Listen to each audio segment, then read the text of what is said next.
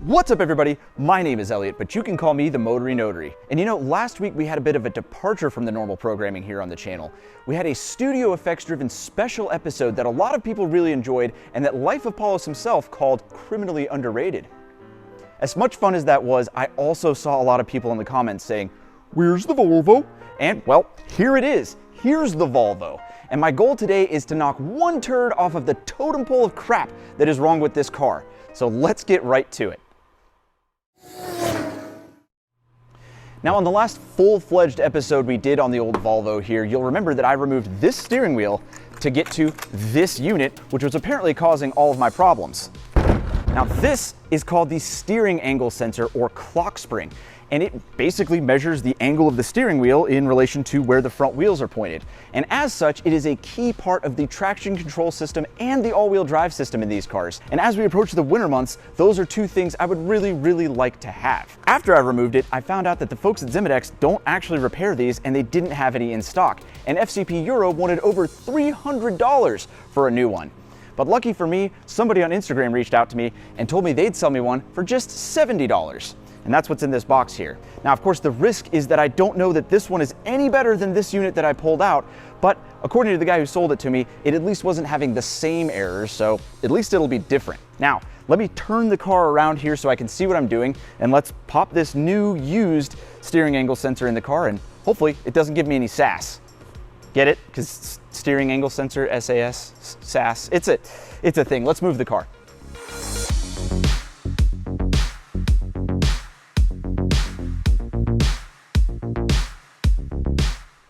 Okay, well the car has been rolled into place, and you know what they say, installation is just the opposite of removal, so let's see what we're working with here.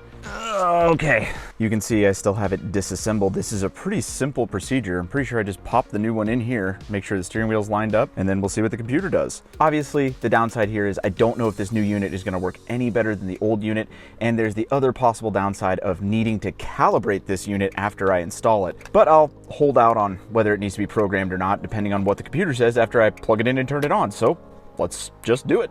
All right, well, got the new used unit out. Round about how this fits in here. Plug looks like it lines up there. Shimmy it in. This isn't the kind of, that sounded and felt great. Couple of screws here, and by couple I mean 3. Off to a great start.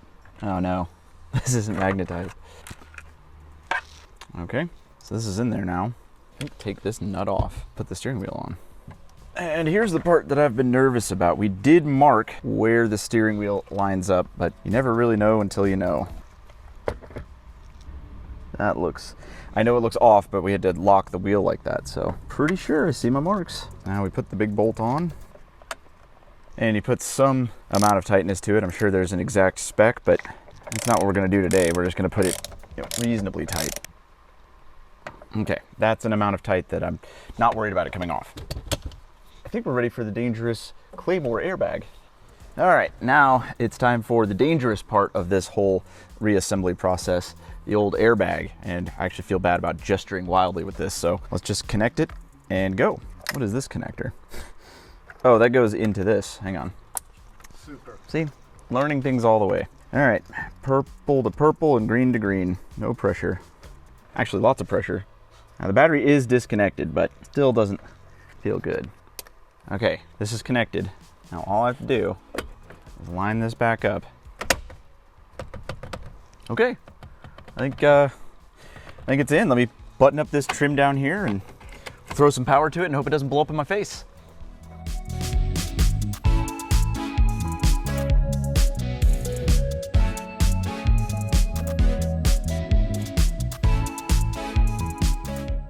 Okay, so the steering wheel and steering column thing is snapped back together. So now I'm going to have my uncle connect the battery and we're gonna see if this airbag goes off. And if it doesn't, we're gonna try to start the car, turn the wheels, see what happens and see what the computer thinks. Okay, dome lights and the steering wheel hasn't exploded. So it's good, exactly what we want. Now we can turn the car on and see what it thinks. Still a little nervous about this though. Let's see what she does. Please don't explode on me, airbag. Okay, good. It's good. It's always good when it starts. All right, error messages. Right rear door open, I know. Left rear door open, I know. Passenger door open, I also know. Anti-skid service required. Park assist service required. Time for regular service. Okay, so those are the same error messages that I had with the previous steering angle sensor. So, I mean, two things. One, this steering angle sensor isn't the problem. Or two, this new steering angle needs to be recalibrated, something I will explore here in a second. But more importantly, I want to make sure that everything still works. So I'm going to try to turn the wheels while we're still on these roller skates. And, well, I hope the car doesn't fall off here, but let's just see.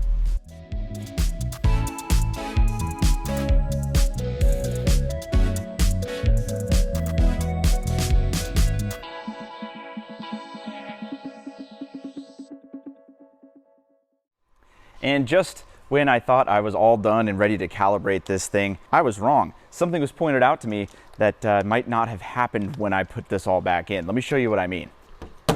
Okay, so this is the old steering angle sensor, and you can see it just kind of spins around like this. Well, the thing is, because it can spin more than 180 degrees, there is a way for you to snap it off if you spin the wheel too many times or it's aligned incorrectly. So the designers put in this little window so you can see when it's lined up. You can see when I do this, a little yellow flag comes up.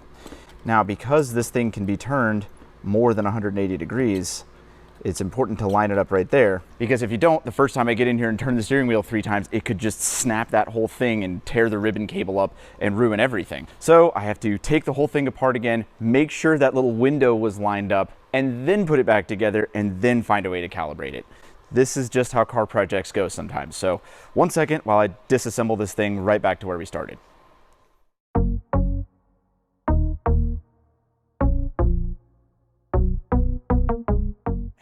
After the disassembly procedure, here we are, and you can see it has been in the window the whole time, and I've already turned it to the left all the way and to the right all the way. This is as in the center as it could be. This is just one of those things you gotta make sure to do, because this really would have sucked if I'd gotten it all back together and the first time I turned out of the parking lot, I just shredded the steering angle sensor. So it is a lot more work, but that's how repairing cars goes. So now we put it all back together again and we can hook it up to the computer.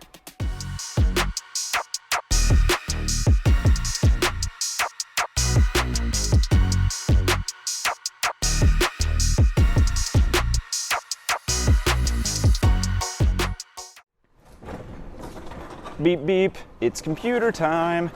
Let's see how this goes.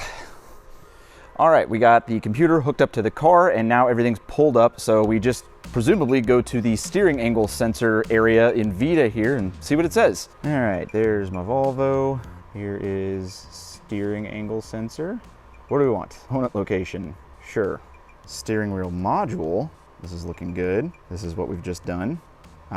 Programming the control module. This is good. And we do have a vehicle with DSTC, so click there. Okay, this looks good. That's my car. Yeah, let's do steering angle sensor reload. Do it.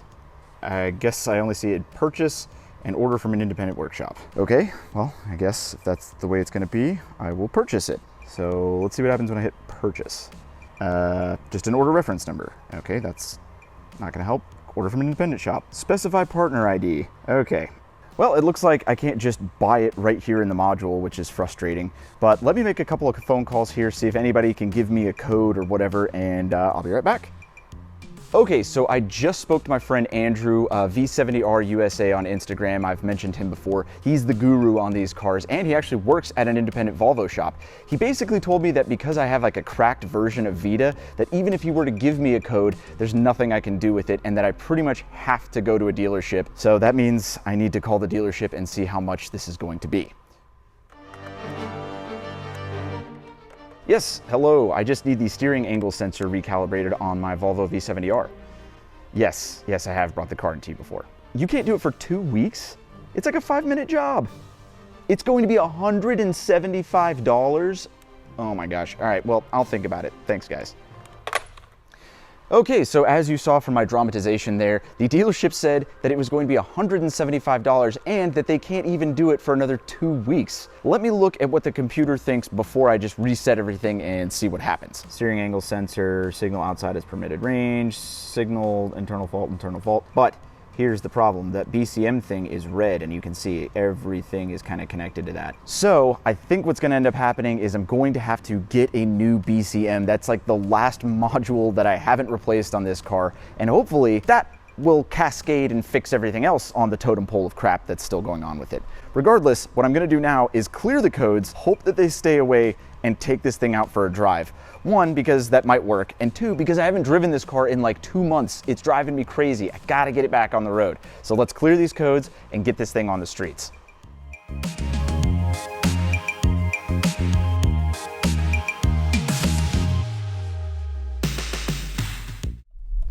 This car is awesome. It is. It is.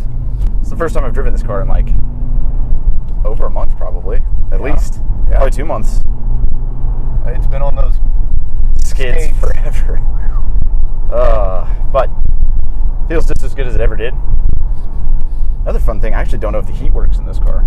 I've never had it to be cold enough, and it's blowing cold since it's warm from being in the warehouse. We'll find out real soon now. I think I'd prefer 78. I hear things shifting around. Oh, it should be blowing out from down here. Yep. Yeah, That's warm. it is. How about that? Oh yeah. What a car. What a car. Air conditioning works, heat works. Wipers So work. what if none of the other electronics work? Oh yeah, wipers. I've never, not on the road. Oh, Look at them go. I know the camera's facing the wrong way, but just imagine wipers wiping. You know what? It's back.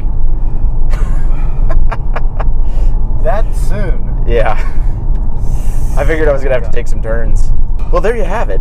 That was a lot of work, done twice, and the result is the same. So now I guess we have like a couple of things. I either need to replace that brake control module, which I almost certainly do according to the computer, but B, I might have to actually just pay the $175 to get this thing recalibrated. That is something unfortunate. I was really hoping a good old clear code and quick drive might remedy this, but alas, we are still in anti-skidsville, which is the error that the steering angle sensor causes. It thinks that the vehicle is tracking straight according to the yaw sensor, and it thinks the wheel is turned or vice versa, and it just goes, well, something's wrong.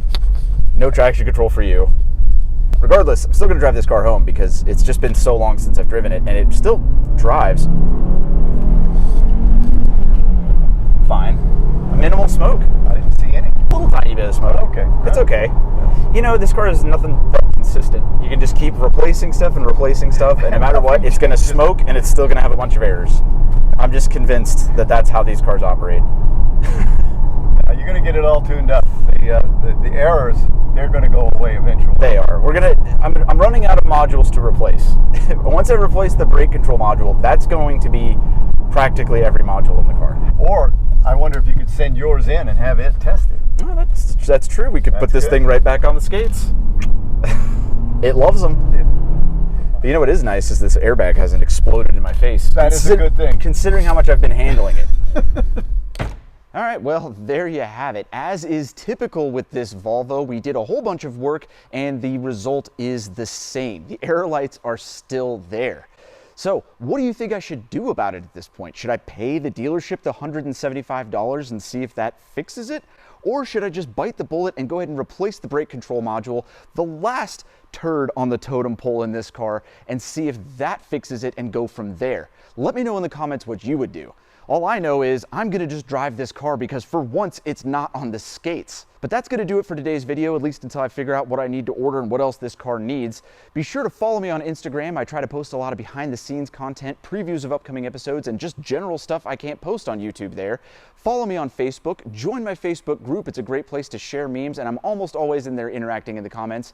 And other than that, be sure to like, comment, share, and subscribe on this video. It greatly helps my YouTube performance, and I'll see you guys on the next video. All right, come on, Volvo. Let's go home. Good work today. Sort of. So Tyler asked me to come help him out with something today, but I had no idea with what. And now my heart is broken. Look what we're about to do. We're about to destroy two perfectly good second-gen Priuses, a car near and dear to my heart. This is gonna be hard to watch, but at the same time, it's still pretty cool. So let's see these things get crushed.